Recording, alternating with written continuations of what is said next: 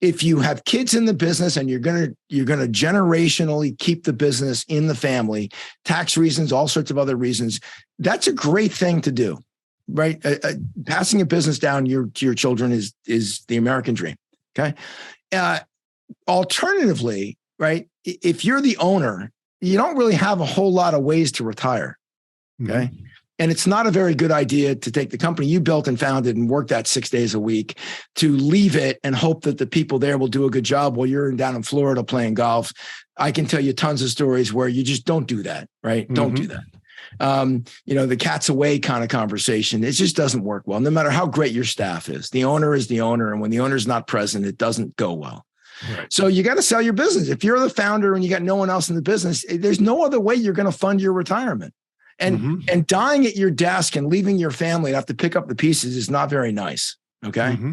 So you got to sell your business. It takes 2 or 3 years to get ready. You don't need to put anybody on retainer. You need a good lawyer, a good accountant, and you need somebody on the phone to talk to, like me or one of my competitors, and just chat with us an hour a month for the next 3 years. Mm-hmm. It's not that hard. The issue is you need time. For example, one little quick example. It's probably best for anybody to have audited statements. You can make an argument you can get away with reviewed, but you need audited statements. You can't do audited statements quickly. There's rules, there's GAAP rules that say you have to start with an audited balance sheet for the prior year to even get going. Okay. Mm-hmm. So the minimum you could do is 366 days. And that's impossible anyways. Okay. So if you want audited statements because you want to sell in a year and a half, good luck. You just missed it. You're already too late. And so it's not hard to get audited statements, but you darn well better do it 2 years before you want to sell your company. Quite frankly, you should do it 5 years before you sell. That's the issue, Craig. It's not that this stuff is rocket science or really hard to do.